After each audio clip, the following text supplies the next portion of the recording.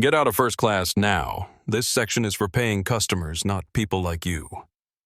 The words sliced through the hushed luxury of Phoenix Sky Airlines Flight 847 like a blade through silk.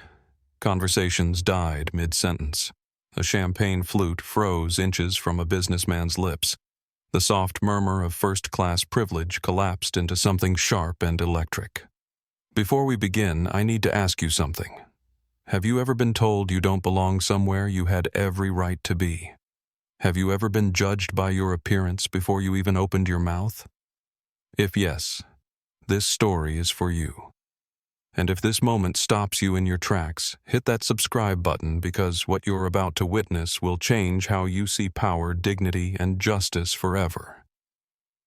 At 10:42 a.m. on a cloudless Tuesday morning at Los Angeles International Airport, those 8 words would trigger the largest airline discrimination scandal in modern history. They would cost careers millions of dollars and reshape an entire industry. But the woman they were directed at, sitting calmly, in seat 1. I hadn't spoken a word yet. Dr. Zara Morgan, 39, African-American CEO of Meridian Tech Solutions, adjusted her understated blazer and looked up slowly. Her dark eyes were steady, too steady for someone being publicly humiliated. The kind of calm that comes from preparation, from having lived this moment before, from knowing exactly what comes next.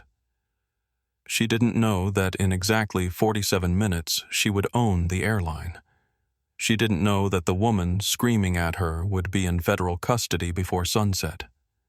She only knew that she was tired of being told where she didn't belong. Monica Torres stood in the aisle above her, blocking the light. 42-years-old senior flight attendant, 20 years of protecting her first-class cabin from people who didn't fit her mental image of who belonged there. Her Navy uniform was pressed to perfection, scarf positioned at regulation angles, authority worn like armor. "Ma'am," Monica said again, louder this time, voice carrying across the cabin. "We don't have all day." The first-class cabin of Flight 847 was designed for whispers, not confrontation. Leather seats the color of rich chocolate, mahogany trim that caught the morning light streaming through oversized windows. Crystal glasses and polished surfaces that reflected money back at itself. 24 seats of purchased privilege, and right now every eye was turning toward 1A. Zara looked up slowly. "I'm in my assigned seat," she said. Her voice was even unadorned by apology or explanation. "If there's a problem, you can explain it." Monica's jaw tightened. She glanced down at the tablet in her hand, though she'd already memorized what it showed. Seat 1A. Morgan Z. Confirmed. Paid full fare. The information was right there, clear and undeniable. But that wasn't the issue. The issue was that Dr. Zara Morgan didn't look like the people Monica believed belonged in first class. No diamond studs catching the light. No silk scarf announcing wealth. No performance of importance designed to signal status. Just a white blouse with clean lines, charcoal slacks, and a watch so understated it was nearly invisible. Hair pulled back, simply makeup minimal. She could have been anyone, which to Monica meant she was nobody. "We have a discrepancy," Monica announced, tapping her tablet as if the screen itself had committed fraud. "I need to verify your boarding pass again." Across the aisle, business passenger Mark Rodriguez shifted uncomfortably in seat 2, B45. Hispanic regional manager for a consulting firm. He'd been watching since Monica first approached. Something felt wrong. The tone, the public nature of the confrontation, the way Monica's voice carried just a little too far. Behind them, passenger Lisa Santos quietly opened her phone's camera app. 35, Caucasian social media manager with an instinct for moments that mattered. She'd seen enough viral videos to recognize the setup. Powerful versus powerless. Authority versus dignity. The kind of collision that changed lives. "I scanned it at the gate," Zara said, voice still level. "And again at the boarding door." "Yes," Monica replied, and her tone shifted on that word. "But mistakes happen." It wasn't an explanation. It was a verdict. 2 rows behind, Dr. Sarah Mitchell looked up from her medical journal. 52 Caucasian psychiatrist with 30 years of experience reading human behavior. She recognized the microaggressions, the coded language, the way bias dressed itself up as procedure. Her professional instincts kicked in. This wasn't about boarding passes. Zara reached into her bag with measured movements, deliberate, controlled, refusing to let urgency betray dignity. She pulled out her phone and brought up the digital boarding pass. The screen glowed softly between them, displaying her name seat assignment and confirmation number in crisp, undeniable text. Monica didn't take the phone. Her eyes traveled instead. Up Zara's hairline, across her skin, noting the absence of anything loud or glittering, the lack of performance in her posture. Monica felt the familiar irritation rise in her chest, the same feeling she'd had dozens of times before when people tried to slip past what she saw as her personal velvet rope. "Digital passes can be unreliable," Monica said. "Do you have a printed copy?" "No," Zara answered. "I don't travel with paper." A beat. A small, dangerous pause. Behind them, someone chuckled. "Here we go," a voice muttered, just loud enough to carry. Young tech worker Alex Gutierrez pulled out his phone discreetly. 26 Hispanic software developer with a keen sense for injustice. He'd grown up watching his mother navigate spaces where she wasn't wanted. He recognized the playbook. Monica leaned closer. Zara could smell her perfume. Crisp, expensive, controlled. "Seat 1. A is reserved for our highest-tier passengers," Monica said. "This ticket costs over $10,000. I've worked this route for a long time. I know who belongs here." The sentence landed exactly where it was intended, not as policy, but as judgment. Zara's fingers tightened once against the armrest, then relaxed. Years of experience had taught her to recognize these moments before they fully formed. The casual cruelty disguised as customer service, the way people convinced themselves that their prejudices were professional standards. At 25, she'd been denied a hotel room in Dallas. Computer error, they'd said with knowing smiles. At 30, a restaurant in Miami had claimed her reservation was mysteriously lost while seating white walk-ins around her. At 35, a luxury car dealership had refused to show her their premium models without proof of income, despite her offering to pay cash. Each incident had taught her the same lesson document: everything prepare for the worst, and never let them catch you without power. Today, that preparation was about to pay dividends she couldn't have imagined. "Check the manifest again," Zara said calmly. "And check the spelling. Morgan. Morgan. Monica didn't look down. She'd already made her decision. In the back of her mind, another passenger hovered, a frequent flyer. She recognized someone who would appreciate the favor, someone who fit her mental image of who deserved luxury treatment. Elderly passenger Dorothy Foster clutched her pearls in seat 3C, already convinced she was watching a criminal attempt to defraud the airline. 68 Caucasian retired teacher whose worldview had been shaped by decades of consuming media that taught her to fear people who looked like Zara in spaces like this. Co-flight attendant Brad Phillips hovered near the galley, 28 years old Caucasian, fresh out of training and idolizing Monica's confidence. He wanted to be like her, unshakable, certain, protected by the authority of his uniform. He didn't recognize what he was actually watching.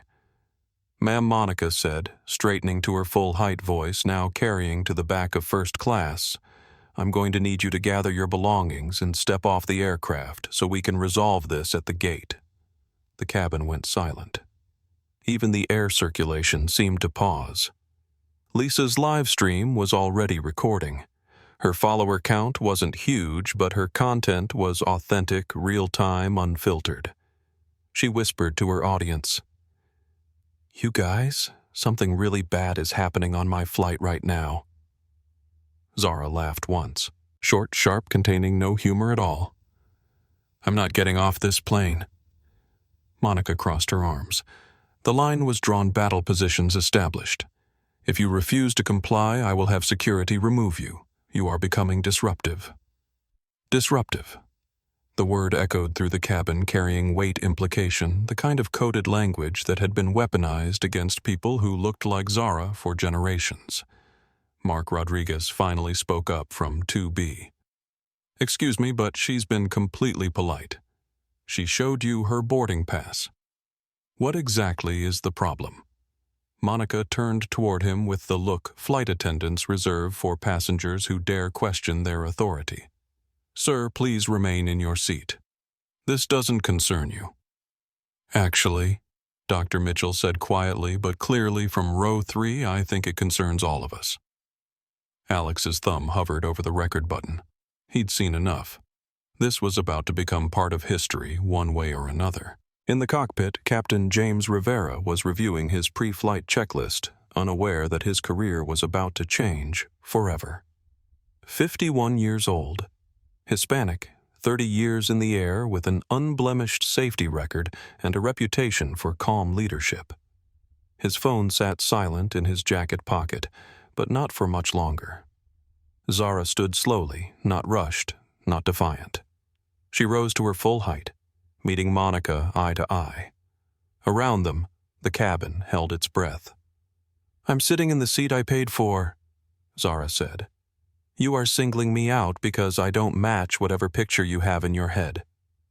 That's not a discrepancy. That's discrimination." A few passengers looked away. No one else spoke. Monica reached for the intercom clipped to her belt. "Captain, we have a level 1 issue in first class. I need security." Zara exhaled slowly through her nose. She reached for her phone again, movements calm and deliberate. Monica's confidence peaked. "Who are you calling?" she demanded, leaning forward. "Whoever you think can save you won't. This is my cabin and you're leaving it." Zara didn't answer. She scrolled to a contact labeled simply crisis and pressed call. It rang once. Nina Torres came the crisp, efficient voice of her executive assistant.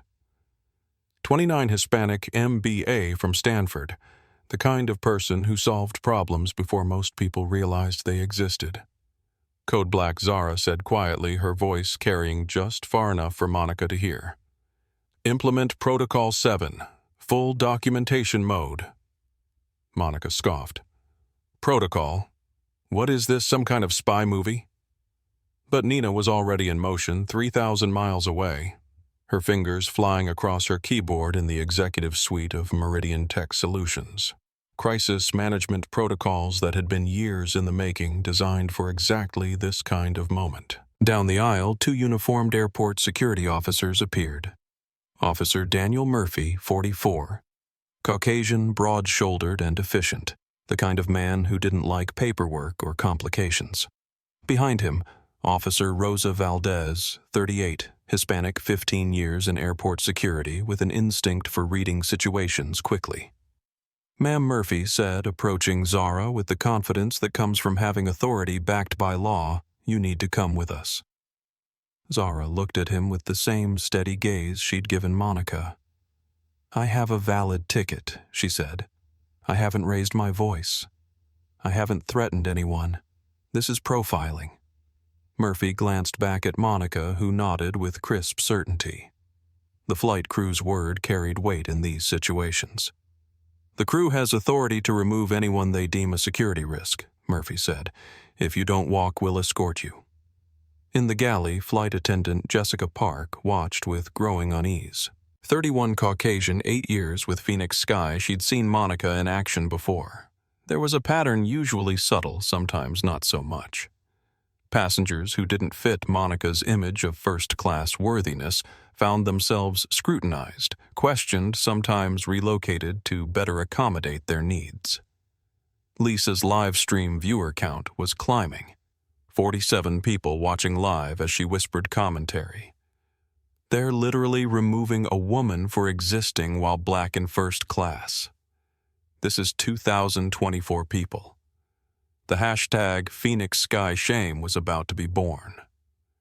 Zara scanned the cabin one last time. Mark Rodriguez looked stricken, clearly wanting to intervene, but uncertain how. Dr. Mitchell was taking notes, her psychiatric training recognizing trauma in real time. Dorothy Foster clutched her purse, convinced she was witnessing justice. Alex held his phone steady, documenting everything. But it was the silence that spoke loudest. The careful non-involvement of people who knew what they were seeing but chose to protect their comfort instead of someone else's dignity. Zara made her decision. "Fine," she said quietly, reaching for her blazer and tablet. She stood, straightened her shoulders, and looked directly at Monica. "Remember this moment," she said. "Remember exactly how sure you feel right now." Monica smiled. Victory tasted like authority validated. Zara stepped into the aisle, and the aircraft felt smaller, somehow. The luxury diminished by the weight of what had just happened. Every step toward the exit was documented by phone cameras, each footfall echoing with implications that none of them, not Monica, not the security officers, not the silent passengers, could possibly understand. The aisle stretched ahead of her longer than it had any right to be lined with faces that wouldn't meet her eyes. Behind her, Monica was already adjusting her scarf, convinced the problem had been solved. She had no idea what she had just set in motion. The walk down the aisle felt endless, each step carrying Zara through a gauntlet of judgment and willful blindness. The carpet muffled her footsteps, but nothing could dampen the weight of the whispers that followed in her wake. She probably tried to upgrade with stolen miles, someone murmured from 4B, just loud enough to be heard. "I've seen this scam before," another voice added. "They get fake confirmation somehow."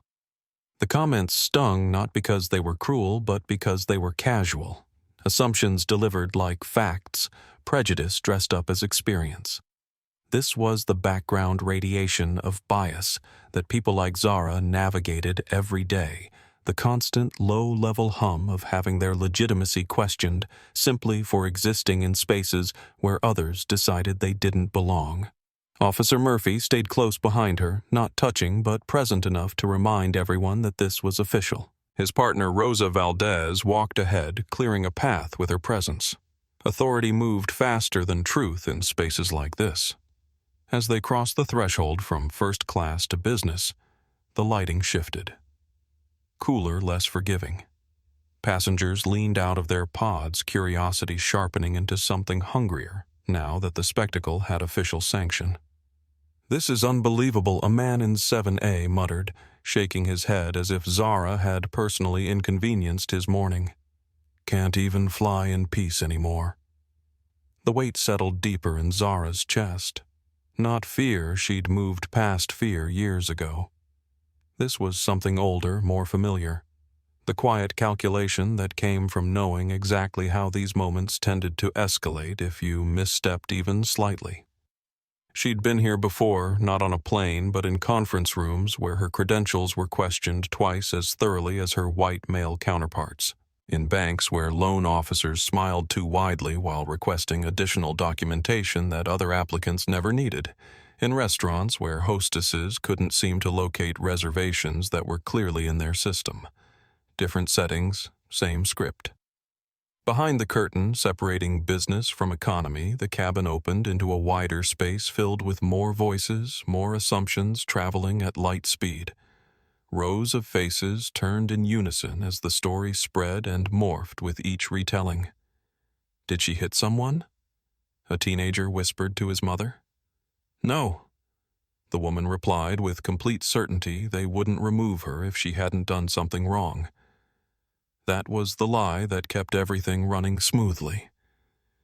The belief that authority was always justified, that discomfort must equal guilt, that structures designed by people could somehow transcend the biases of their creators. Monica Torres watched from the galley, arms folded across her chest, weight settled comfortably on one hip. Her expression was composed now, satisfied. The problem, as she saw it, had been handled efficiently. Order was restored. The cabin was hers again. What Monica didn't know was that her 20-year career with Phoenix Sky was about to end in the most public way possible. What she didn't know was that her name would become a case study in business schools, a cautionary tale about the cost of unchecked bias. What she didn't know was that the woman she'd just humiliated was already planning the complete transformation of the company Monica thought she protected. Monica's confidence wasn't accidental. It was built on decades of having her judgments validated by supervisors who shared her worldview, passengers who didn't challenge her authority, and a corporate culture that prioritized the comfort of people who looked like her over the dignity of people who didn't. She thought back to her training years ago when she'd first started flying. Not the official training, the real training that happened in galleys and crew lounges, passed down from senior flight attendants who'd learned to read passengers like books. Trust your instincts, they'd said. You can tell who belongs and who's trying to slip past. It's about more than tickets. It's about protecting the experience for our real customers. The language had evolved over the years, becoming more subtle, more defensible. They didn't use words like profiling anymore. Instead, they talked about maintaining standards and ensuring cabin security and protecting the premium experience. But the underlying logic remained unchanged. Some people belonged in first class and others didn't, and Monica had appointed herself as the guardian of that invisible line. Back in first class, the atmosphere had shifted but not settled. Conversations resumed in hushed tones, but the tension lingered like smoke after a fire. Passengers checked their phones, some hoping to find viral footage of what they'd just witnessed, others trying to distract themselves from their own complicity. Mark Rodriguez stared out the window, jaw tight with frustration. He'd wanted to do more, say more, but the moment had moved so quickly. Now he was left with the familiar weight of knowing he'd witnessed injustice and chosen his own comfort over someone else's dignity. Dr. Sarah Mitchell continued taking notes, her psychiatric training unable to ignore what she'd observed. The textbook signs of institutional bias playing out in real time. The way authority figures justified discrimination by framing it as policy. The way bystanders convinced themselves that intervention wasn't their responsibility. She'd seen this pattern in hospitals, courtrooms, corporate boardrooms, anywhere power structures intersected with human prejudice. But seeing it happen on a commercial aircraft in front of dozens of witnesses with such casual cruelty still shocked her. In Seat 3, C. Dorothy Foster's worldview remained intact. She clutched her purse and whispered to her seatmate, "Thank goodness they caught her before she caused real trouble. You never know what people like that might do." The words hung in the air, adding another layer to the toxic atmosphere that was building in the cabin. Alex Gutierrez, 3 rows behind, caught the comment on his still-recording phone and shook his head in disgust. At the front of the economy section, the plane's exit door stood open. Cold air crept in from the jet bridge, carrying the sterile smell of airport concrete and fuel. Zara felt it brush her skin like exposure, like judgment made manifest in temperature change. "Just step through here," Officer Murphy said, gesturing toward the door. His tone was almost apologetic now, as if he was starting to sense that something about this situation didn't quite add up. Zara paused at the threshold, allowing herself one last look back at the cabin she was being forced to leave. The door frame felt meaningful somehow. The line between belonging and exile, between dignity and humiliation, between the world as it was and the world as it could be. Monica stood near the galley, still confident, still certain. She met Zara's gaze and lifted her chin slightly, a silent dare, a final assertion of her authority over this space she'd claimed as her own. Zara held the look for a moment, then turned away. The jet bridge swallowed her in fluorescent light, harsh and institutional, after the warm ambiance of the aircraft cabin. The noise changed instantly, less hushed, more mechanical. Voices echoed off hard surfaces instead of being absorbed by leather and carpet. A gate agent looked up from her computer terminal, startled by the sudden activity, then immediately alert. "What's happening?" she asked. already standing, hand moving toward her radio. "Passenger removal." Murphy replied the words carrying a finality that required no additional explanation. "Crew request." The bureaucratic machinery of airline authority ground forward with institutional momentum. Zara was guided a few steps farther down the jet bridge, just out of sight of the aircraft cabin. The plane's door remained open behind her, unusual for a removal situation. Usually, the door slammed shut the moment the inconvenience was eliminated. But today was different. Today, something made the crew hesitate. Maybe it was the unusual calmness of the passenger they'd removed. Maybe it was the growing murmur of dissent from witnesses in the cabin. Or maybe it was some unconscious recognition that they'd crossed a line they couldn't uncross. "Please have a seat," the gate agent said, gesturing to a plastic chair against the wall. Her name tag read Susan Martinez, and her expression was carefully neutral, professional concern without taking sides. Zara sat. She placed her bag neatly at her feet and smoothed her blazer. Her hands were steady, her breathing controlled. She felt oddly detached, as if watching herself from somewhere above. The humiliation hovered at the edge of her consciousness, but it hadn't fully landed yet. That would come later, when she was alone. For now, she had work to do. Inside the aircraft, Captain James Rivera sat in the left seat of the cockpit, running through his pre-flight checklist with the methodical precision that had kept him alive through 30 years of commercial aviation. 51 years old Hispanic, he'd worked his way up from regional carriers to major airlines through skill, persistence, and an unwavering commitment to safety. He'd seen every kind of delay imaginable. Mechanical issues, weather, unruly passengers, medical emergencies, crew timeouts. But something about the energy in the cabin felt different today. He couldn't pinpoint it, but 3 decades of reading the subtle signs that kept aircraft operations running smoothly had taught him to trust his instincts. His first officer, Jason Reed, scrolled through the digital checklist on his tablet. "Cabin should be ready for departure in 5 minutes. He said absently. Rivera nodded, his attention split between instruments and intuition. The latter was sending warning signals he couldn't yet interpret. His phone vibrated in the side pocket of his jacket. He frowned. Phones didn't ring during pre-flight unless something had gone very wrong very quickly. He pulled it out, glanced at the screen, and felt his blood pressure spike. The message was from Phoenix Sky's executive office, marked urgent. No greeting, no context, just a single line that made his stomach drop. "Is Dr. Zara Morgan on your flight? If so, treat her with utmost care. The acquisition closed this morning." Rivera read it twice, then a third time, his mind struggling to process the implications. He unlocked his phone and pulled up the passenger manifest, scrolling with suddenly shaking fingers. Seat 1A. Morgan Z. Status removed. Reason security issue. His mouth went dry. "Jason," he said quietly. "What's up, Cap? Did we remove a passenger from seat 1A? Jason shrugged without looking up from his tablet. Monica handled something. Said there was a ticket irregularity. Security took care of it.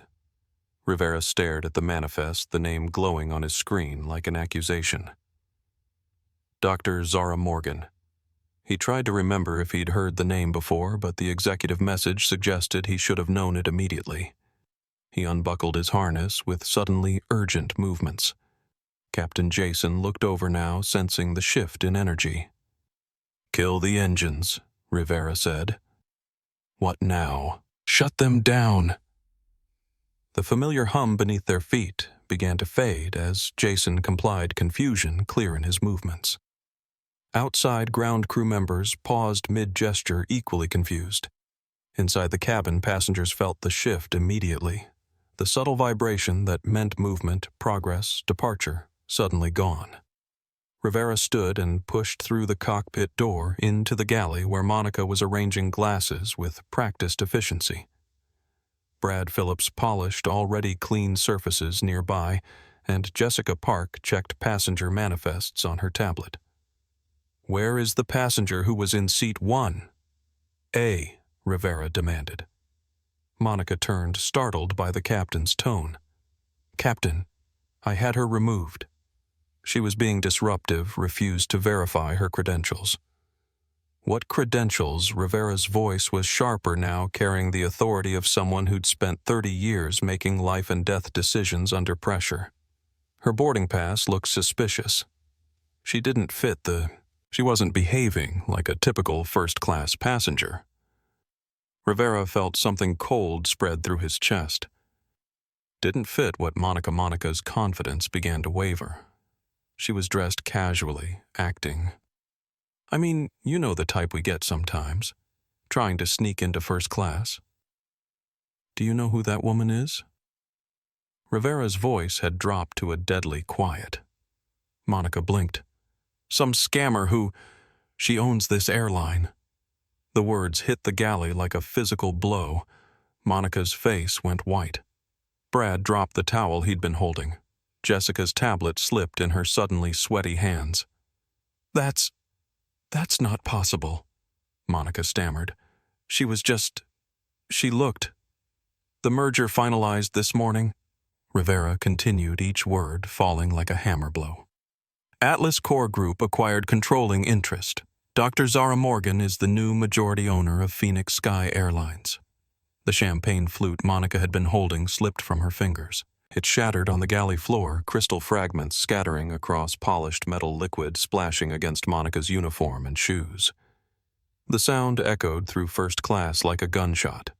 The shattered glass in the galley marked the exact moment when corporate authority met social media reality. As crystal fragments scattered across polished metal, Lisa Santos's live stream was exploding across every major platform, driven by an algorithm that recognized conflict injustice and the irresistible pull of watching powerful people destroy themselves in real time. "Oh my God, you guys," Lisa whispered into her phone, her voice tight with excitement and horror. The flight attendant just went completely pale. Something major is happening here. Her follower count wasn't massive 12,000 people who followed her for travel tips and lifestyle content. But authenticity traveled faster than fame on social media, and what she was broadcasting had the raw, unfiltered quality that made ordinary people into accidental journalists. The first viral surge hit 8 minutes after takeoff was supposed to happen. Phoenix Sky shame exploded into existence like a digital wildfire spreading across Twitter, TikTok, Instagram, and Facebook with the kind of velocity that only happened when technology met injustice.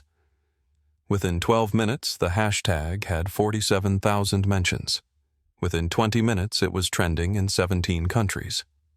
Lisa's original stream was being screen-recorded, clipped, and reshared faster than she could track. Her phone buzzed incessantly with notifications, follower requests, and messages from news outlets she'd never heard of asking for comment. But the real explosion started when Alex Gutierrez posted his thread. Alex had been recording since Monica first approached Zara, but he'd waited until after the removal to craft his response. As a software developer, he understood the anatomy of viral content timing, context, emotion, and most importantly, truth, presented in digestible pieces. His Twitter thread began simply, "Thread. I just watched an airline crew remove a black woman from first class for literally no reason. She was polite, had valid boarding pass, never raised her voice. This is Phoenix Sky Airlines Flight 847. This is 2024. This is America." The thread exploded. Screenshots of Monica tearing up the boarding pass, video clips of Zara's calm responses, audio of Monica saying "people like you." Frame-by-frame analysis of body language, timestamps, flight numbers. Alex had inadvertently created a viral masterpiece. Each tweet in the thread was perfectly sized for maximum engagement. Each piece of evidence building toward an inevitable conclusion that made viewers feel both outraged and empowered to act. Retweets poured in from verified accounts. Celebrities, journalists, politicians, corporate executives. Each share amplified the reach exponentially, turning a single incident into a cultural moment. Tech billionaire. This is absolutely disgusting. In 2024, really Phoenix Sky Air. What are you going to do about this civil rights lawyer? This is textbook discrimination. Someone's about to lose their job, and someone else is about to win a lawsuit. Phoenix Sky Air news anchor. CN. Following this story. If verified, this is exactly the kind of corporate bias we cannot tolerate. Full investigation needed. The celebrity shares triggered algorithmic tsunamis. Each verified account had millions of followers, and their engagement created cascading waves of visibility. Suddenly, people who had never heard of Phoenix Sky Airlines were watching footage of Zara being escorted down the aisle, seeing Monica's smug expression, hearing the coded language of discrimination. International media picked up the story within 30 minutes. BBC World Service, Deutsche Welle, Al Jazeera, France 24. The incident was being translated into dozens of languages, analyzed through different cultural lenses, held up as everything from American racism to corporate accountability to the power of citizen journalism. In the Phoenix Sky corporate headquarters, 3 time zones away, the crisis management team was watching their company's reputation disintegrate in real time. Chief Communications Officer Patricia Morales stared at the bank of monitors displaying social media feeds, news alerts, and internal company communications. 46 years old, Hispanic, 15 years of crisis management experience, and she'd never seen anything move this fast. Stock price, she barked to her deputy, down 8% and falling. Trading's been halted twice in the last 20 minutes. Legal exposure, potentially massive. If discrimination is proven, we're looking at federal violations, class action lawsuits, boycotts. Where's Bradley? Patricia asked, referring to CEO Thomas Bradley. Emergency board meeting. They're discussing damage control. But damage control was becoming impossible when the damage was spreading faster than any corporate response could match. The story had taken on its own life, powered by algorithms that fed on engagement outrage and the intoxicating possibility of watching institutional power held accountable. Dr. Sarah Mitchell, still seated in row 3 of Flight 847, had been quietly documenting everything from a psychological perspective. As a practicing psychiatrist with expertise in institutional bias and trauma response, she recognized the textbook nature of what she'd witnessed. Her LinkedIn post, published 25 minutes after the incident, provided professional context that elevated the conversation beyond simple outrage. I just witnessed a disturbing example of unconscious bias in action. As a mental health professional, I can confirm that what I observed was not following protocol, but rather the weaponization of authority to exclude someone who didn't match preconceived notions of who belongs in premium spaces. The passenger in question was calm, polite, and fully compliant. She was removed not for any action she took, but for existing while black in a space where she was deemed not to belong. This is how institutional bias operates through the accumulated weight of assumptions, microaggressions, and the silence of bystanders who know better but choose comfort over courage. The post was shared 47,000 times in the first hour. Mark Rodriguez's guilt gnawing at his conscience added his own voice to the growing chorus. His Facebook post was simpler but equally powerful. I sat 3 feet away from this woman and did nothing while she was humiliated for no reason. I will regret that silence for the rest of my life, but I won't be silent about what I saw. Phoenix Sky Airlines owes this woman and all of us an explanation. Meanwhile, 3,000 miles away in her executive suite at Meridian Tech Solutions, Nina Torres was orchestrating a response that would redefine corporate crisis management. Nina had been Zara's executive assistant for 5 years, but her role extended far beyond scheduling and correspondence. With an MBA from Stanford and a thoughtful mind that could see 15 moves ahead, she was essentially Zara's chief of staff crisis manager and advisor rolled into one. The moment Zara had said code black, Nina had activated protocols that had been years in development, not because they'd anticipated this exact scenario, but because they'd learned that power meant being prepared for every possible challenge to dignity, authority, and justice. Conference room 3 now, Nina announced to the crisis team. Within minutes, the room filled with Meridian's senior leadership, Chief Legal Counsel Marcus Rivera, Head of Public Relations Sarah Coleman, and Financial Director David Park. Status report.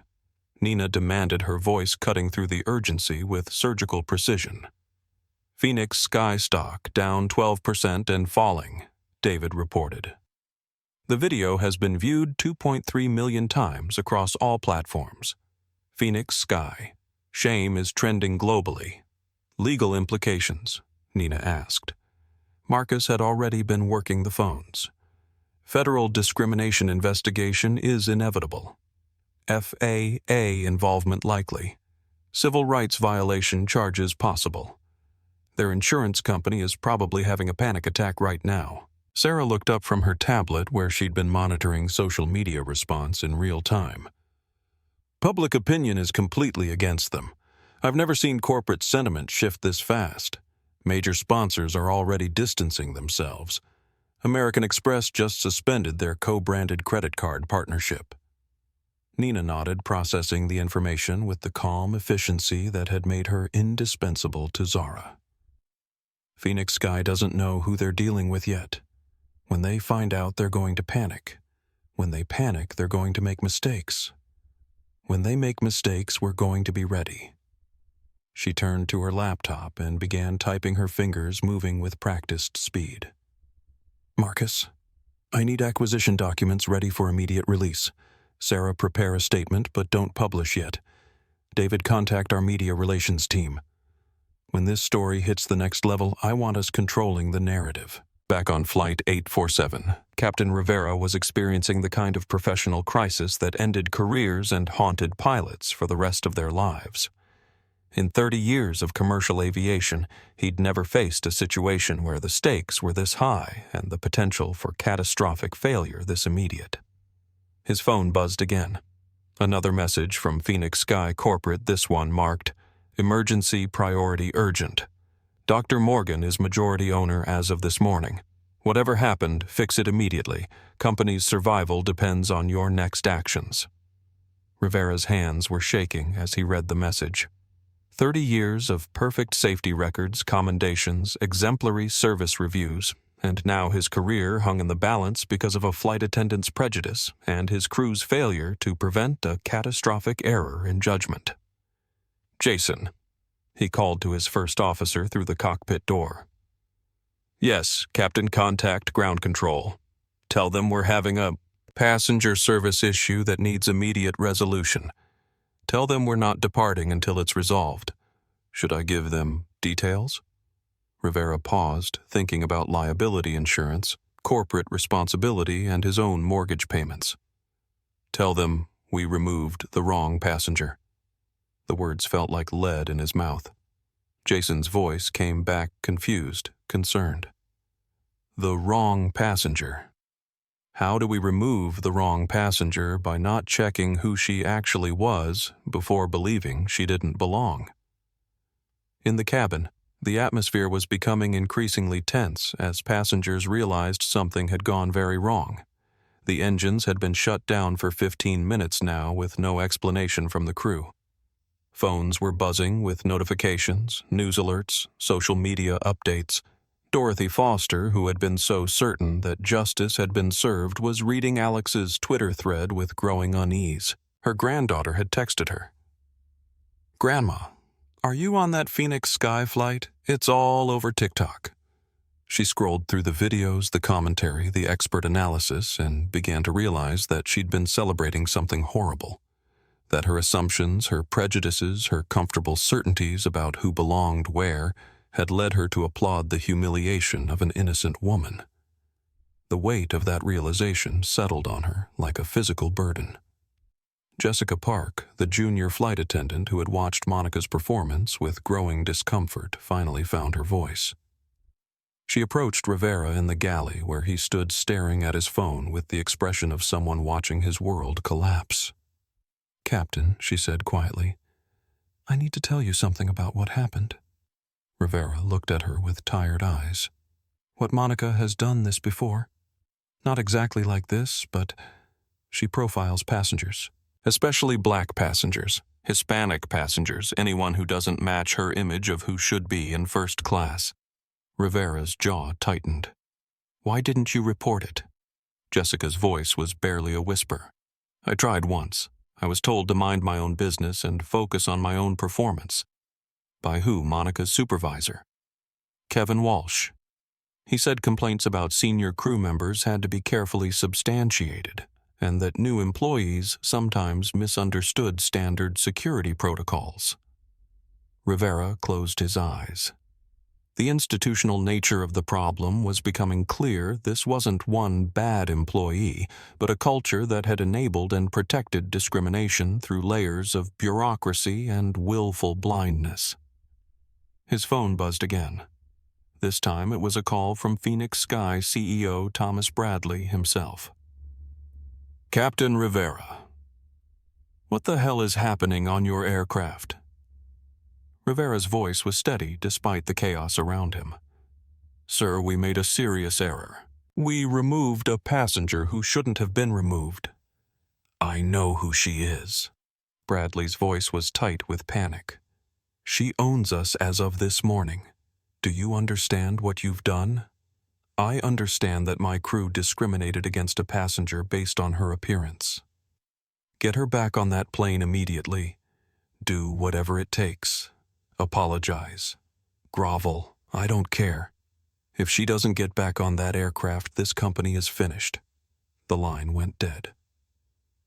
Rivera stood in the galley surrounded by the wreckage of what had seemed like routine authority just 30 minutes earlier. The champagne glass Monica had dropped still lay in pieces on the floor, crystal fragments catching the overhead light like accusations.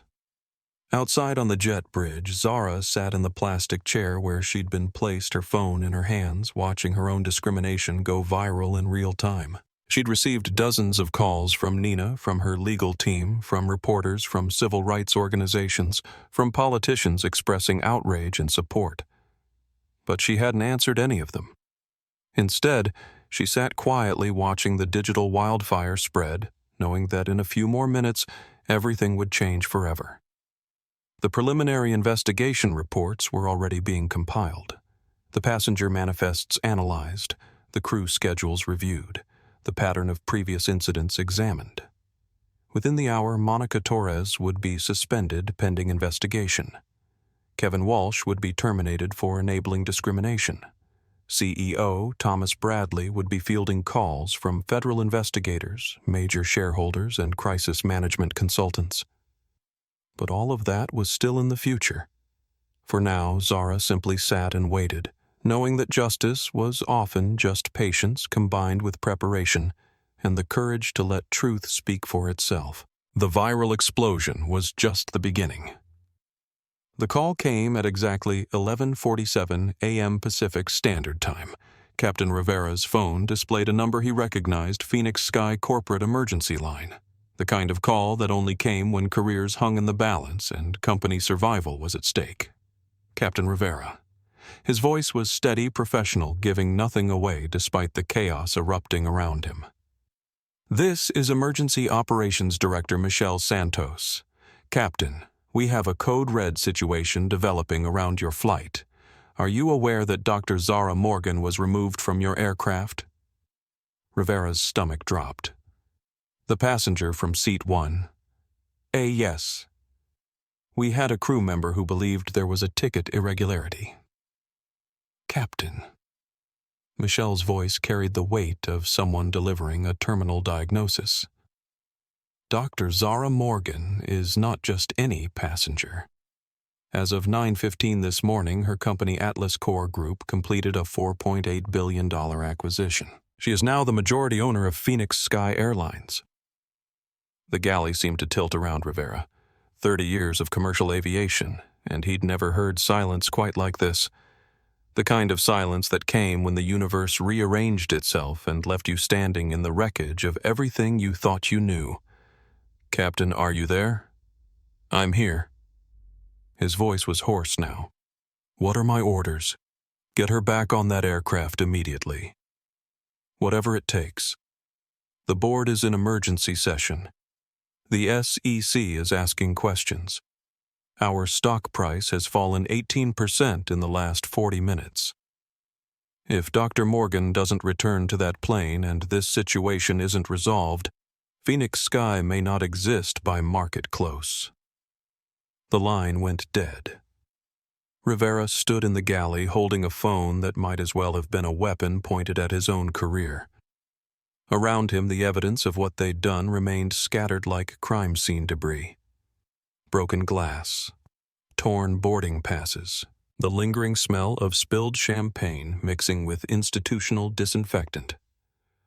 Monica Torres hovered near the coffee station, her face pale, her hands shaking as the reality of her situation penetrated her shock. 20 years of protected authority, of having her judgments validated, of being the guardian of her exclusive domain, all of it crumbling in real time. Monica Rivera said, his voice carrying an edge she'd never heard before. She turned toward him, hope flickering in her eyes. Maybe he would fix this.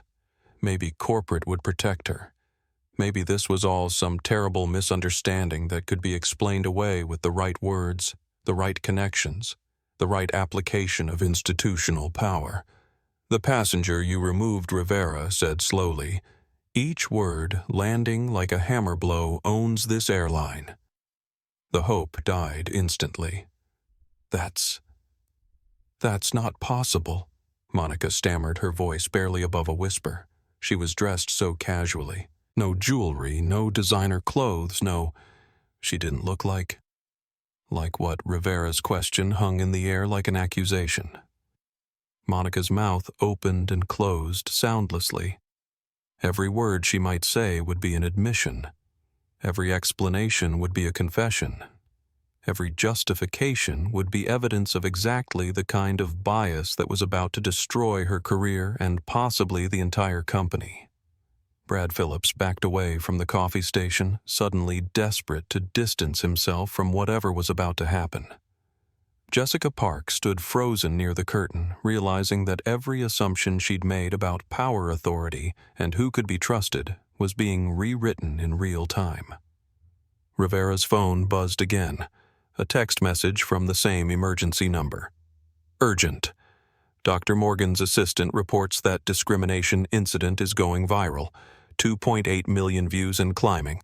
Federal investigators already asking questions. Whatever you do, do it fast." 2.8 million views. The number hit Rivera like a physical blow. This wasn't just a customer service issue anymore. This was a federal case, a shareholder lawsuit, a corporate crisis that would be studied in business schools for the next decade. "I need to make an announcement," Rivera said more to himself than to his crew. He walked toward the front of first class and picked up the cabin intercom. His hand was steady. 30 years of emergency procedures had trained him to stay calm under pressure, but his voice carried the weight of someone delivering news that would change lives. "Ladies and gentlemen, this is Captain Rivera speaking." The cabin went silent. Conversation stopped mid-sentence. Passengers looked up from their phones, from their viral videos, from their shocked commentary about what they'd just witnessed. "We have encountered an operational irregularity that requires immediate correction.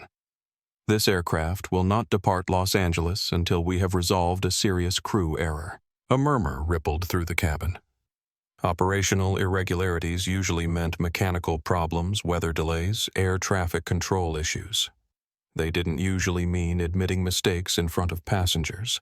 The passenger who was removed from this aircraft was removed in error. We are taking immediate steps to correct this situation and ensure that all passengers are treated with the dignity and respect they deserve.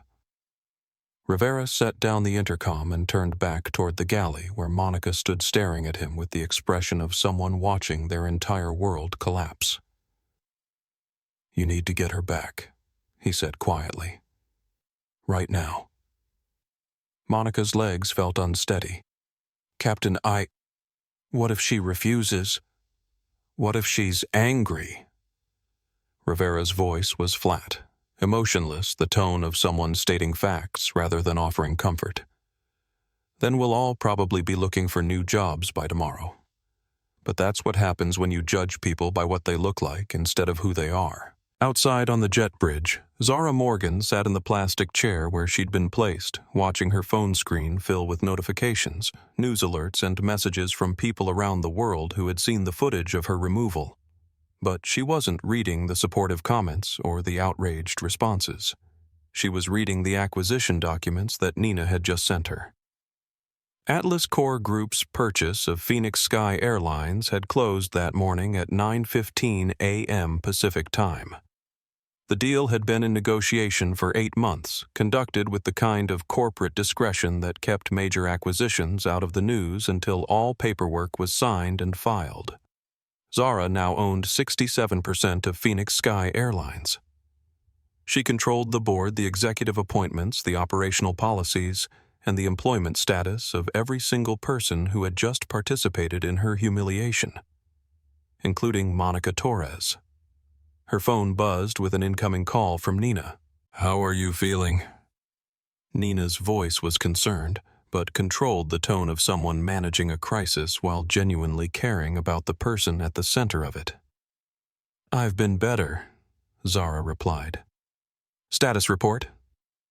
The video has been viewed 4.2 million times across all platforms. Phoenix Sky. Shame is trending in 37 countries. CNN is sending a crew to LAX. The FAA has opened an investigation.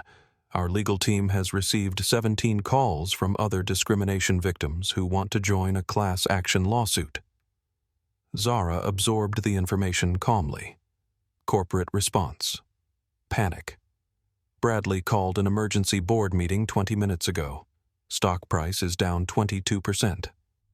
American Express suspended their partnership.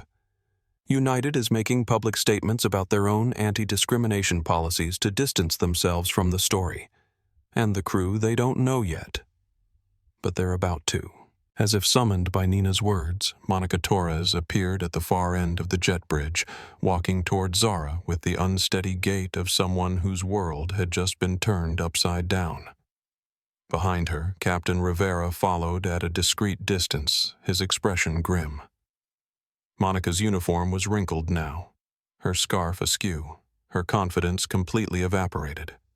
She approached Zara's chair like someone approaching a crime scene necessary but horrible, and with the full knowledge that nothing would ever be the same afterward.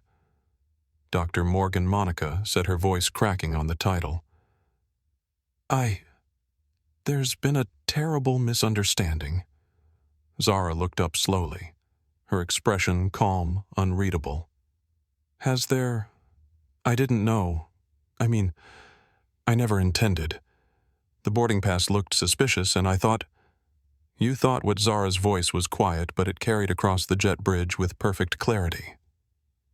Monica's mouth opened and closed several times before she managed to speak. "I thought you were trying to...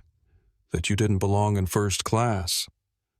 The words hung between them like a confession. Based on what Zara asked. Based on... Monica's voice trailed off as she realized that any answer she gave would be an admission of the exact bias that had gotten her into this situation. Captain Rivera stepped forward.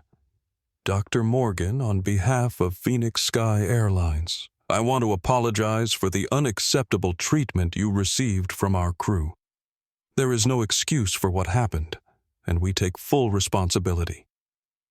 Zara studied his face for a moment. Rivera looked like someone who genuinely understood the magnitude of what had occurred, unlike Monica, who still seemed to be hoping that the right combination of words might somehow undo reality. Captain Rivera Zara said, "How long have you been flying for Phoenix Sky? 15 years, with Phoenix Sky 30 years total commercial aviation." And in those 15 years, how many passengers have you seen treated the way I was treated today?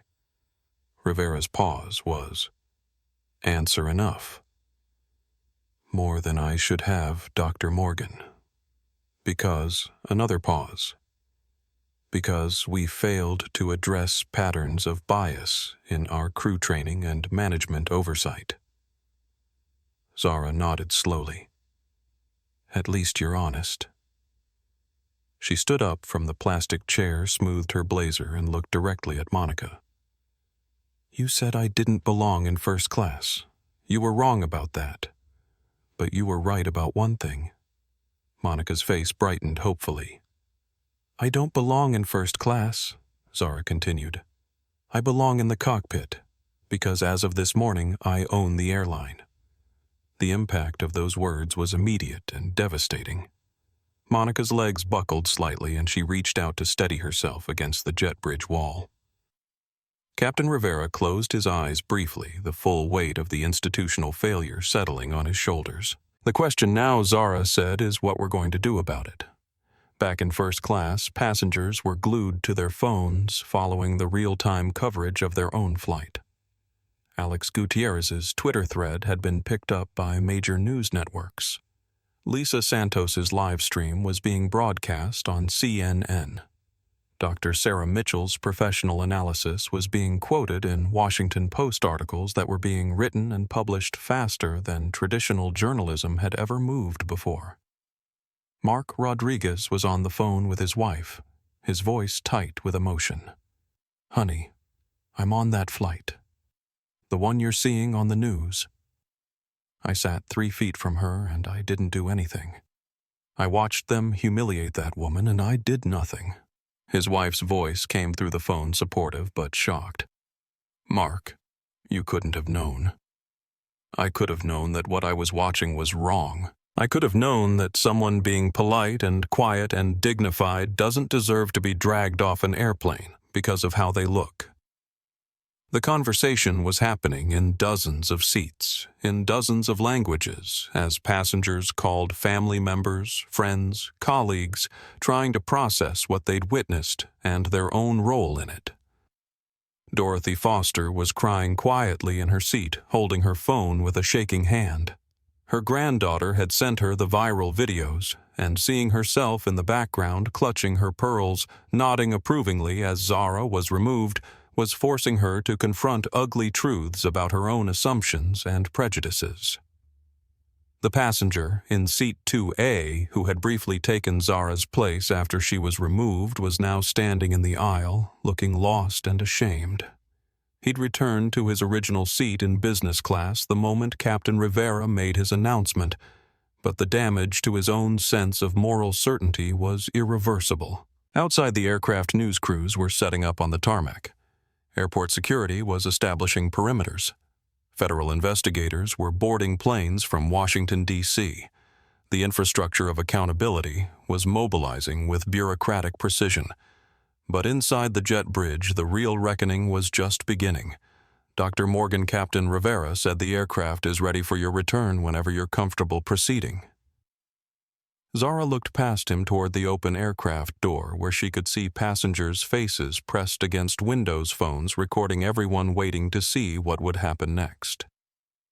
I'll return to the aircraft, she said, but not quietly, and not without some changes. Monica's face went white. What kind of changes? Zara's smile was small, professional, and absolutely terrifying. The kind that makes sure this never happens again. To anyone, ever. She walked past Monica toward the aircraft door, her footsteps echoing in the confined space of the jet bridge. Behind her, Monica Torres realized that her 20-year career with Phoenix Sky Airlines was about to end in the most public, humiliating way possible. The countdown to consequences had reached 0. Zara Morgan walked back onto Flight 847, like a force of nature returning to reclaim territory that had never stopped being hers. The first-class cabin fell silent as she crossed the threshold. Not the uncomfortable silence of witnesses to injustice, but the reverent quiet of people watching power reveal itself. Every phone in the cabin was recording now.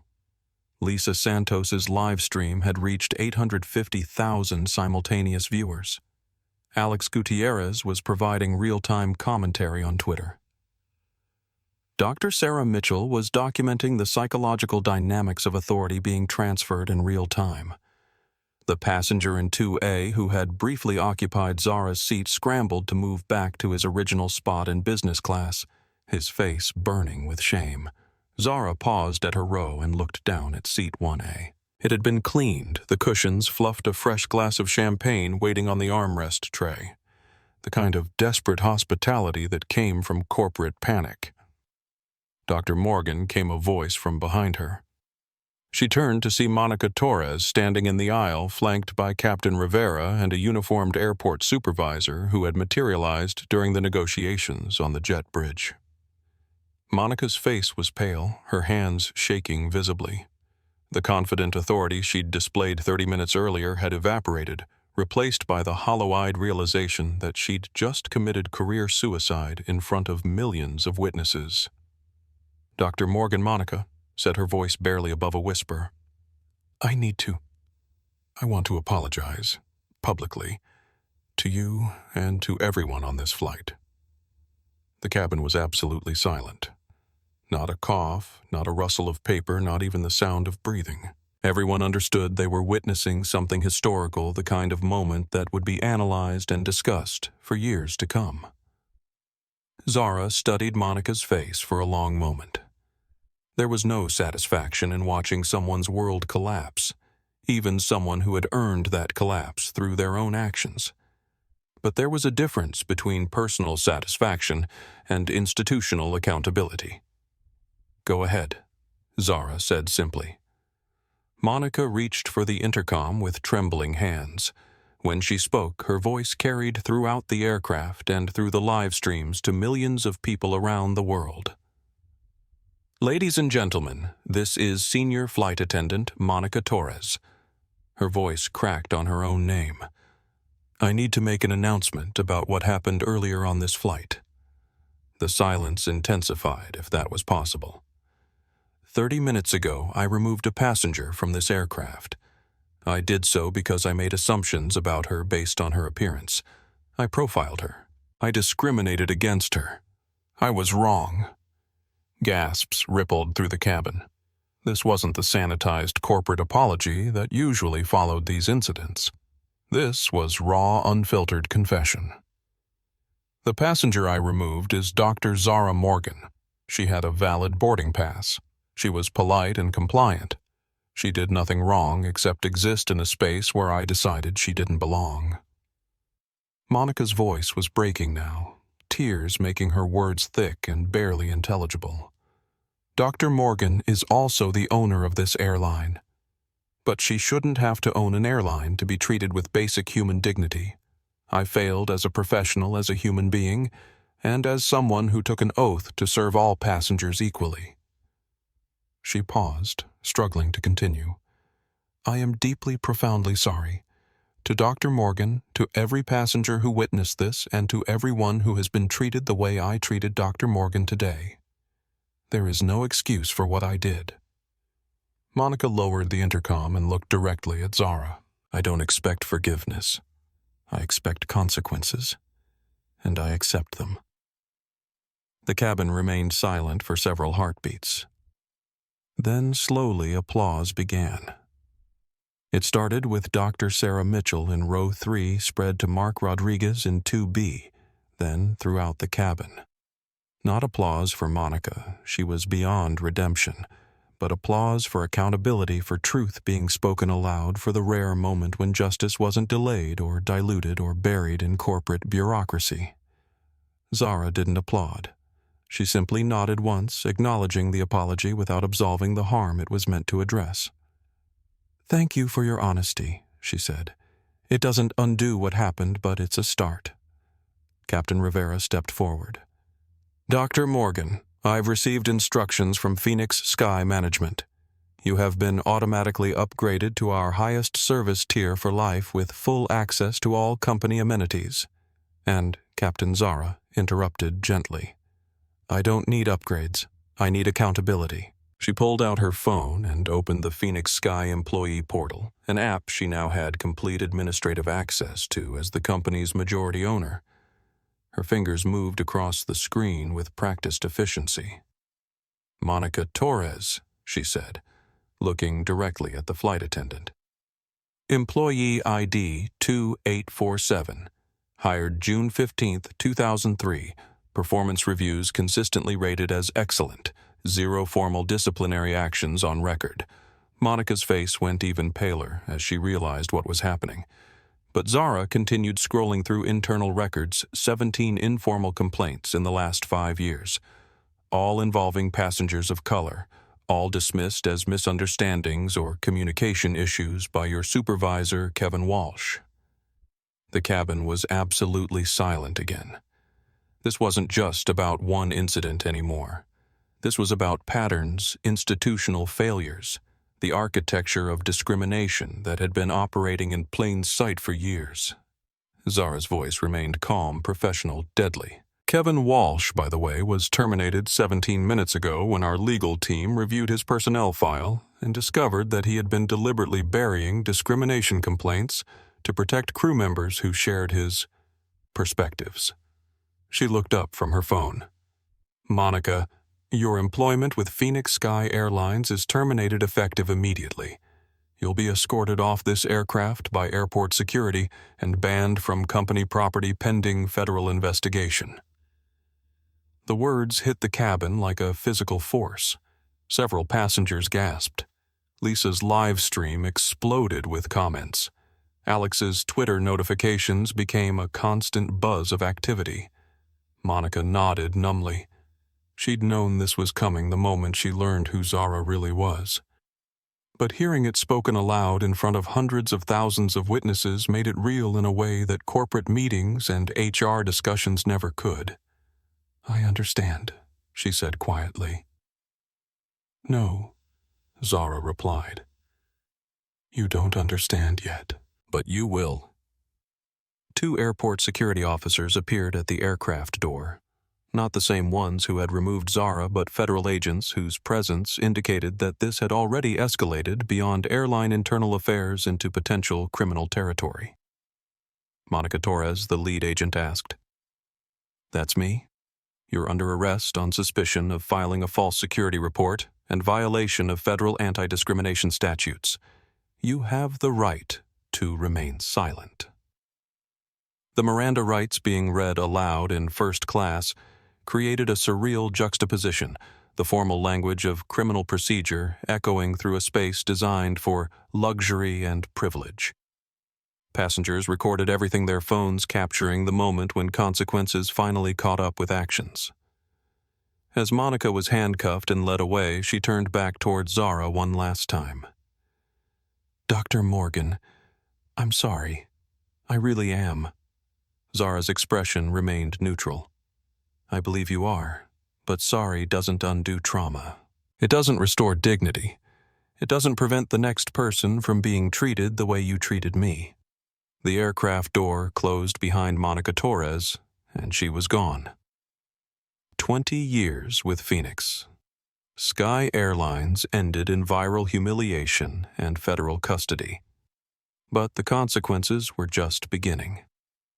Zara remained standing as Captain Rivera approached with a tablet displaying real-time flight operations data. "Dr. Morgan, we have 127 Phoenix Sky flights currently in the air. Our operations center is reporting that crew members on 12 of those flights have requested emergency protocols for handling passengers they suspect of fare fraud or security irregularities." Zara's jaw tightened. "They're panicking, trying to get ahead of potential discrimination claims by creating documentation that their suspicions were legitimate. That's our assessment as well. Ground them," Zara said without hesitation. Rivera blinked. "Ma'am, ground every Phoenix Sky aircraft currently in flight. Emergency landings at the nearest suitable airport. No exceptions." The captain stared at her. "Dr. Morgan, that's 127 aircraft. Thousands of passengers. The FAA has to approve emergency groundings and the cost. The cost of not grounding them is higher, Zara said. Every minute those planes stay in the air, crew members are making decisions based on panic bias and fear of liability. Passengers are being profiled, questioned, potentially removed. We stop it now, or it becomes a company-wide crisis. She pulled out her phone and dialed Nina Torres directly. Nina, I need a complete Phoenix Sky Fleet grounding.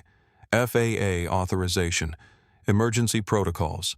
Every aircraft on the ground within 2 hours. Nina's voice came through the speaker, calm and efficient. Understood. Legal justification. Crew training. Failure posing immediate risk to passenger safety and federal compliance. We're implementing emergency bias prevention protocols. Cost estimate approximately $12 million in operational disruption refunds and rebooking, but that's cheaper than the class action lawsuits we'll face if we don't act now. Approved. Implementation beginning immediately. Zara ended the call and turned back to Captain Rivera. How's your crew training record? Captain Rivera straightened.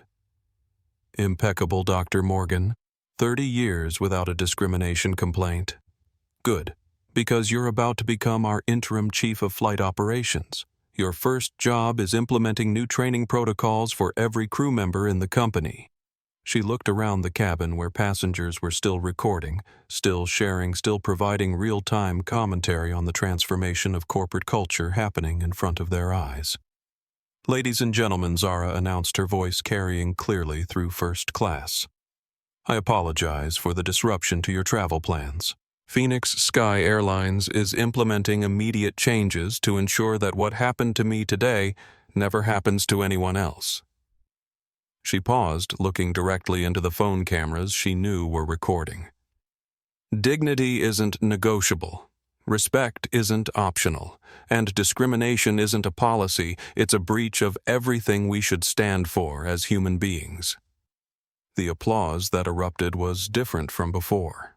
Louder, more sustained, more genuine.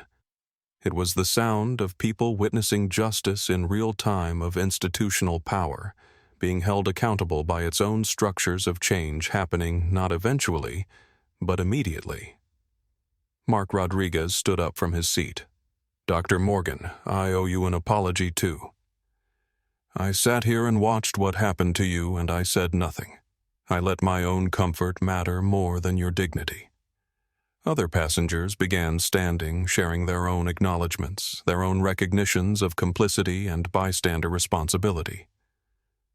Doctor. Sarah Mitchell talked about professional obligation to speak up. Alex Gutierrez discussed the responsibility that came with having platform and privilege.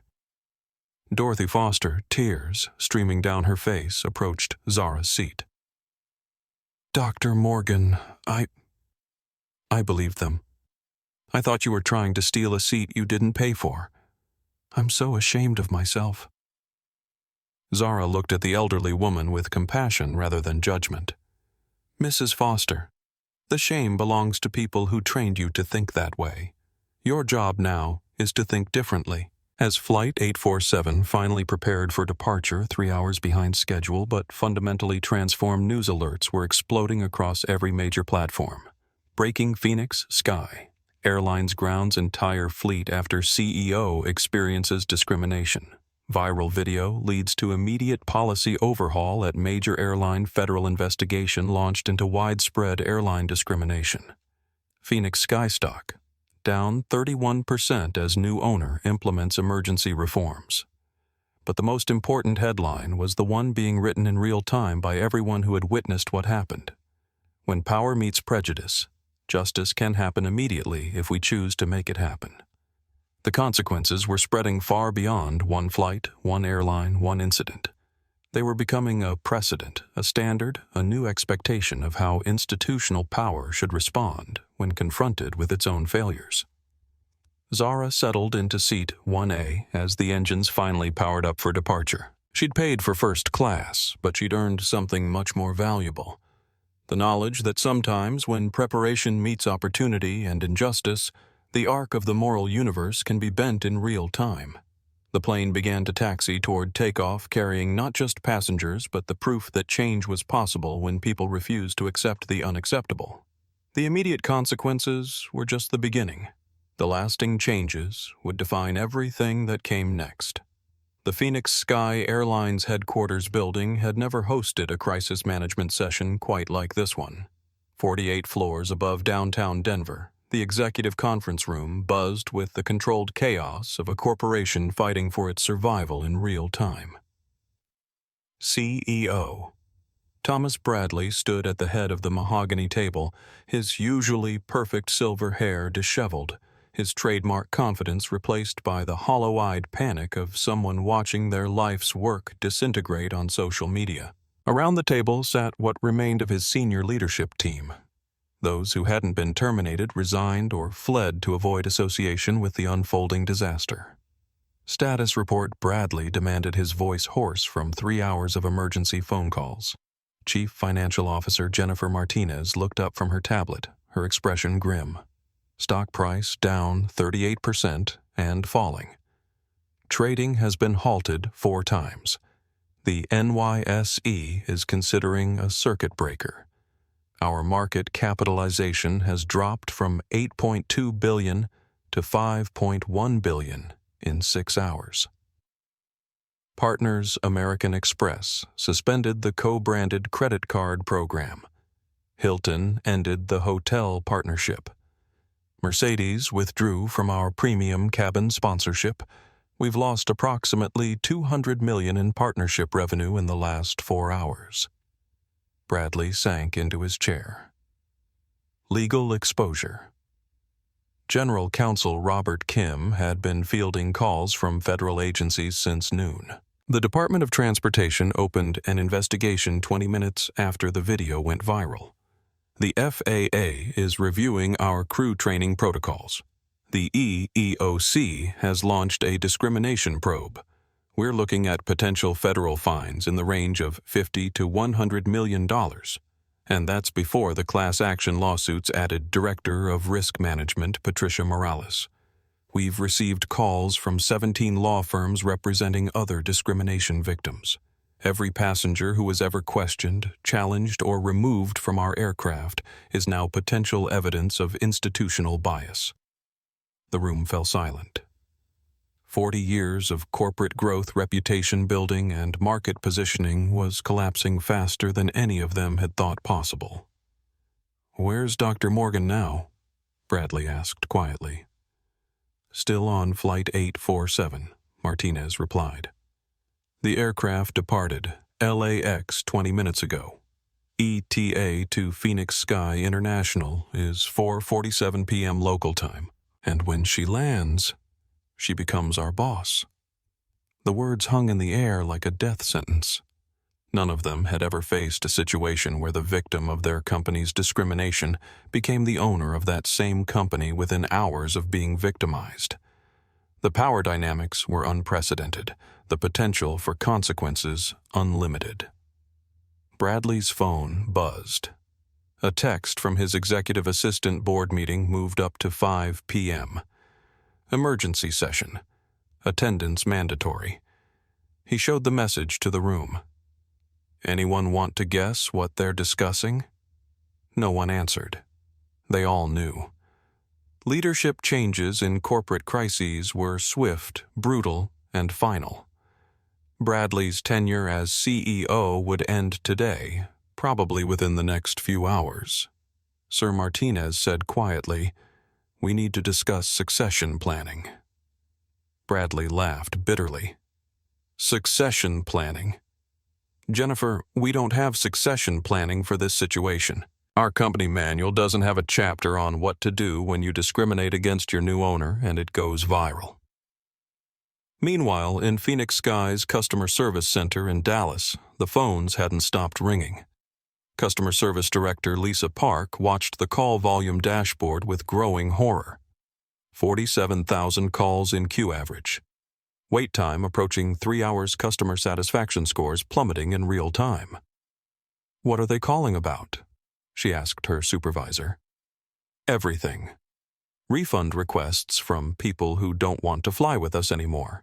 discrimination complaints from passengers who experienced similar treatment, media requests, legal inquiries, activist groups demanding policy changes.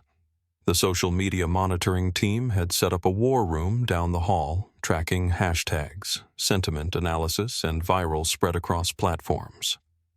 Phoenix Sky shame had been mentioned 2.7 million times in the last 6 hours. Zara Morgan had become a symbol of dignity under pressure. Monica Torres had become a cautionary tale about the cost of bias. International coverage was equally devastating. The BBC had run the story as their lead international segment.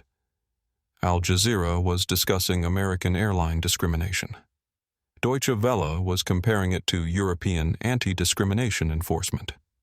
The story had transcended corporate crisis and become a cultural moment about institutional racism and accountability. In the Phoenix Sky employee portal, the mood was just as chaotic, but in a different way. Flight attendants, ground crews, and pilots were sharing their own experiences with discrimination, both witnessing it and experiencing it themselves. Flight attendant Jessica Park, who had watched Monica's performance with growing discomfort, finally decided to speak publicly. Her Facebook post, published 2 hours after the incident, provided insider perspective that validated everything external observers suspected. I worked alongside Monica Torres for 3 years. What happened to Dr. Morgan wasn't an isolated incident. It was a pattern. We were trained not officially but culturally to question passengers who didn't look right for first class. Black passengers, Hispanic passengers, young passengers, anyone who didn't match the image of premium travelers. I reported concerns twice to management. I was told that maintaining cabin standards was part of our job and that certain passengers required additional scrutiny for security reasons. I was told to focus on my own performance and let senior crew handle complex situations. What I saw today wasn't complex. It was simple, ugly discrimination. And I'm ashamed that I didn't do more to stop it sooner. The post was shared 89,000 times in the first hour. It provided insider corroboration that transformed the incident from one employee's bias into evidence of cultural and institutional failure. Other employees began sharing their own stories. Gate agents who had been pressured to flag passengers for additional screening based on appearance. Customer service representatives who had been trained to use coded language when documenting complaints from passengers of color. Pilots who had noticed patterns of passenger removals but had been told it wasn't their concern. The institutional nature of the problem was becoming undeniable.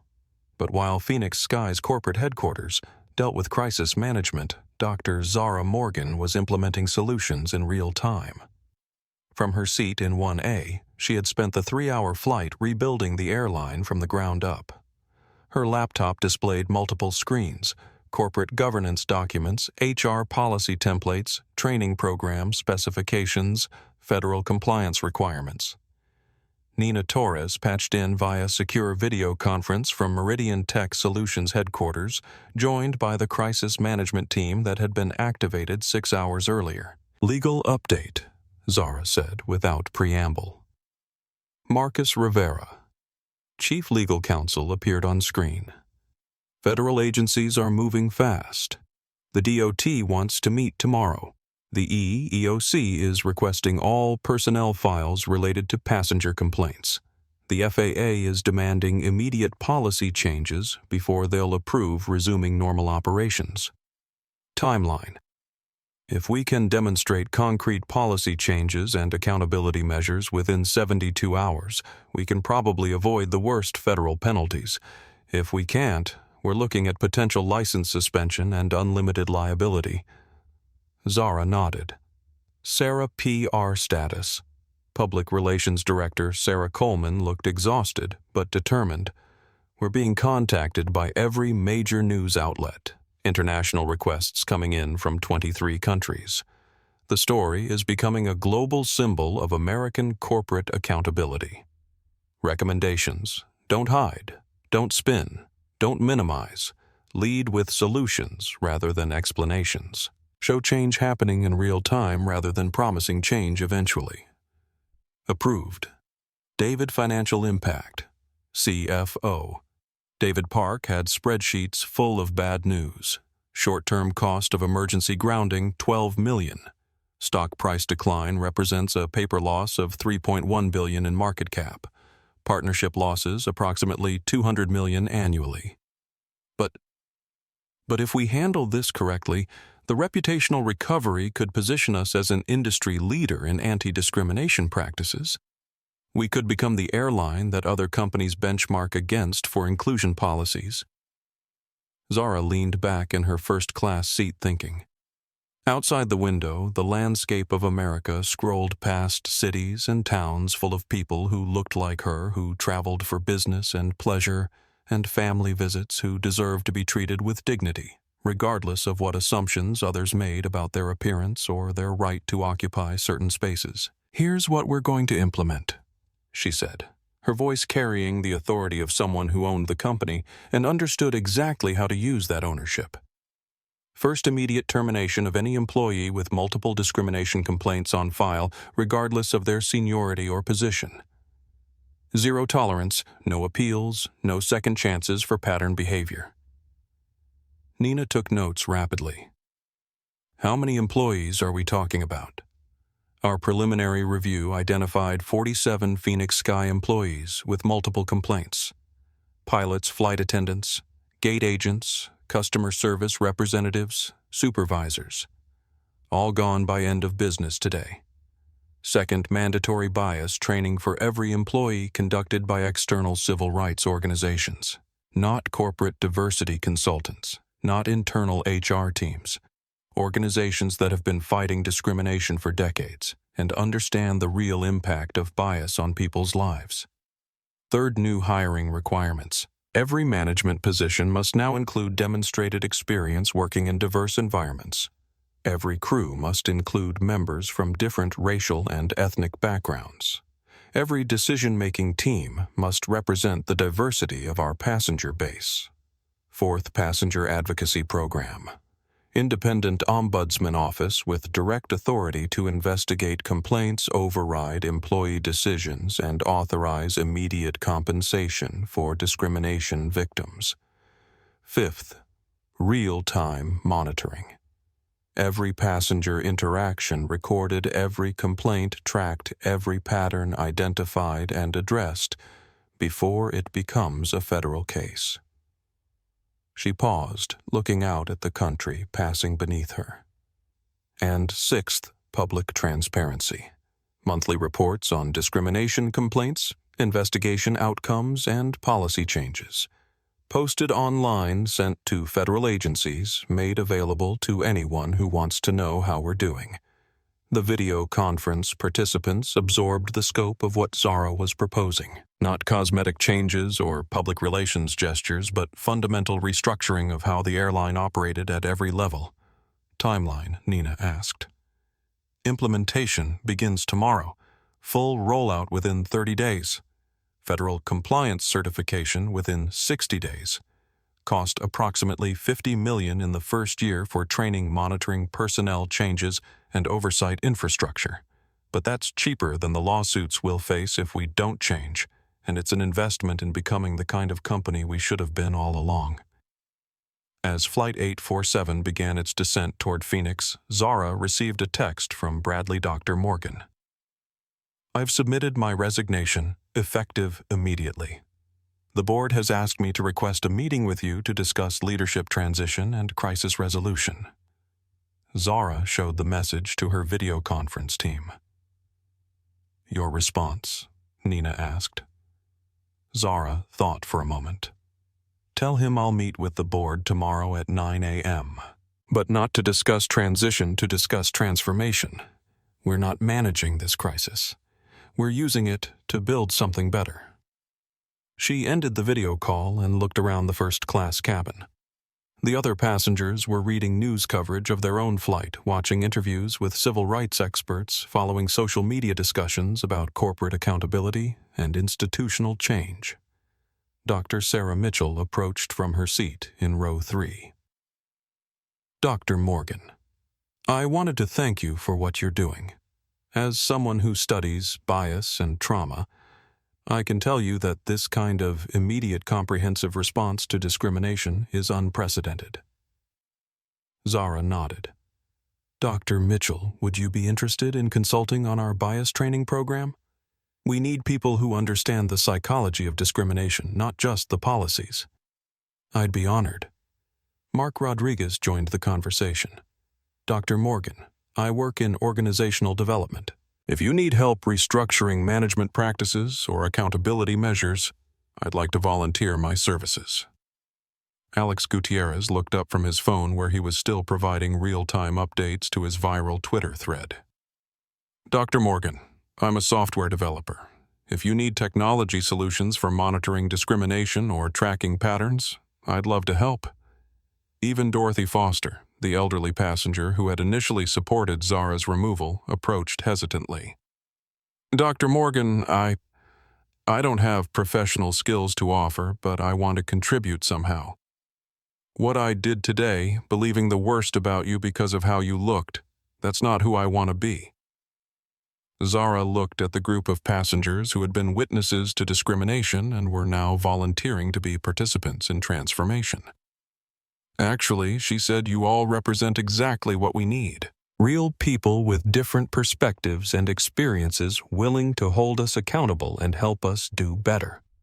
As the plane touched down in Phoenix, the assembled group had become something unprecedented. Accidental collaborators in corporate reform bound together by a shared witness to injustice and shared commitment to preventing its recurrence. The institutional changes were just beginning, but they were beginning with the people who had seen firsthand what needed to change and why it mattered. The aircraft taxied to the gate where news crews, federal investigators, and Phoenix Sky's entire senior leadership team waited for the arrival of their new owner and the beginning of the most comprehensive corporate transformation in airline industry history. Change was no longer a promise for the future. It was happening now in real time with the entire world watching. 6 months later, Zara Morgan walked through Phoenix Sky International Airport without an entourage, without fanfare, without the hyper-vigilant awareness that had once accompanied every step through spaces where her belonging was questioned. The terminal had changed in ways both visible and invisible physical transformations, reflecting deeper cultural shifts. The walls displayed new artwork faces of crew members from every background, real employees rather than stock photos smiling with genuine warmth rather than corporate performance. Digital displays rotated through customer testimonials, not about luxury amenities or premium services, but about dignity, respect, and feeling welcomed, regardless of appearance or assumptions. At Gate B42, where Flight 847 had originated 6 months earlier, Captain James Rivera stood beside the aircraft door greeting passengers. His uniform bore new insignia, Chief of Flight Operations, Phoenix Sky Airlines. His face carried the confidence of someone who had survived institutional crisis and emerged as a leader of institutional transformation. Dr. Morgan, he said, as she approached, his smile genuine rather than nervous. Tailwind today. We'll land 20 minutes early. She'd taken hundreds of flights since that day in Los Angeles. Each one was a test of whether the changes they'd implemented were real or performative, lasting or temporary. Each one was an opportunity to observe whether dignity had become policy or just public relations. The new senior flight attendant was Maria Rodriguez, 34, Latina, hired as part of the comprehensive recruitment initiative that had brought diverse leadership to every level of Phoenix Sky operations.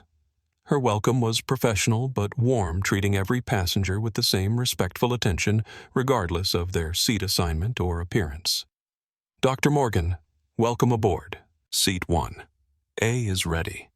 But before we begin, service, would you like to join us for coffee in the galley? It's become something of a tradition on this route. The galley meetings had started as accident crew members wanting to share their experiences during the transformation period, passengers curious about the changes they'd witnessed, but they'd evolved into something more meaningful. Regular conversations between the people who provided service and the people who received it. breaking down the artificial barriers that had once separated crew from passengers behind uniforms and assumptions. Zara settled into seat 1A not as a symbol of conquest or vindication, but as a person traveling from one place to another with the expectation of basic human dignity. The seat felt different now, not because the leather had changed or the amenities had improved, but because the culture surrounding it had been fundamentally altered. As the aircraft prepared for departure, she reflected on the magnitude of change that had spread far beyond Phoenix Sky Airlines. The federal legislation known as the Morgan Standard Comprehensive Anti-Discrimination Requirements for all transportation companies had passed Congress with bipartisan support. Airlines across the country were implementing bias training, passenger advocacy programs, and transparency reporting. The changes had rippled through hotels, car rental companies, and corporate travel programs. But the most meaningful transformations were personal rather than institutional. Monica Torres had served 4 months in federal prison for filing false security reports and violating civil rights statutes. Upon her release, she'd published a book about unconscious bias and the cost of assumptions, donating all proceeds to civil rights organizations. She'd become an unlikely advocate for the changes she'd once embodied the resistance to. "I spent 20 years protecting a structure that didn't deserve protection," she'd said in a widely viewed interview. "I convinced myself that my prejudices were professional standards. The hardest part wasn't losing my job. It was recognizing that I'd been wrong about fundamental questions of human dignity for most of my adult life." Kevin Walsh, the supervisor who had deliberately buried discrimination complaints, had faced more severe consequences. Federal investigators had uncovered patterns of bias that extended beyond Phoenix Sky to his previous employers. He'd been permanently barred from transportation industry employment and remained under federal monitoring.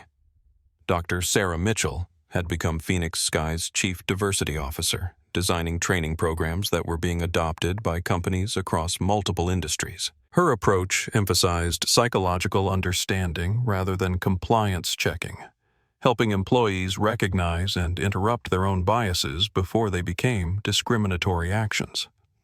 Mark Rodriguez had left his consulting job to become a full-time advocate for bystander intervention training, traveling the country to teach people how to safely and effectively challenge discrimination when they witnessed it.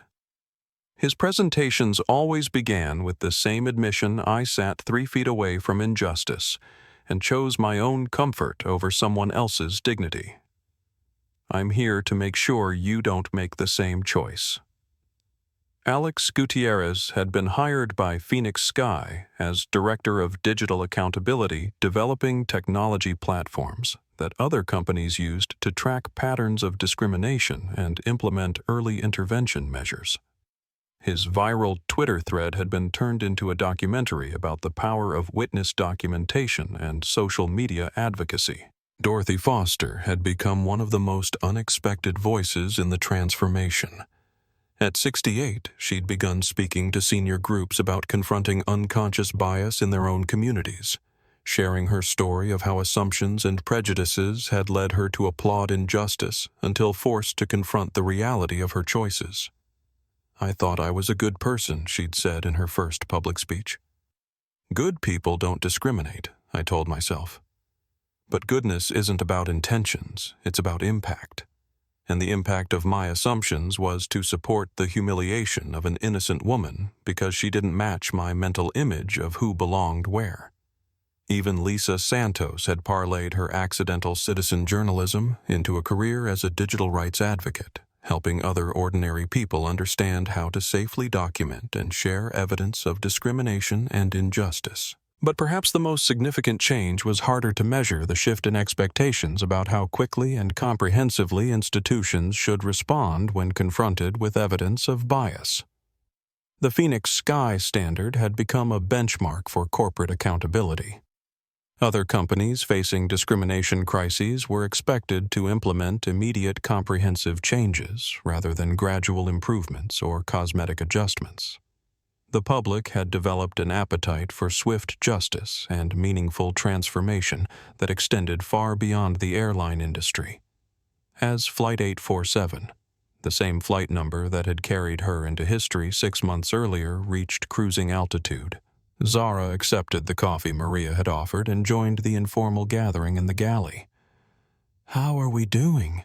she asked the assembled crew members and passengers, a question that had become routine but remained meaningful. Better said Tom Chen, a new flight attendant who had been hired as part of the diversity initiative. Not perfect, but better, and getting better every day. The training helps added Sarah Washington, a senior crew member who had requested transfer to this route specifically to be part of the cultural transformation. But mostly it's about remembering that every passenger is someone's family member, someone's colleague, someone's friend. We're not guarding luxury from people who don't deserve it.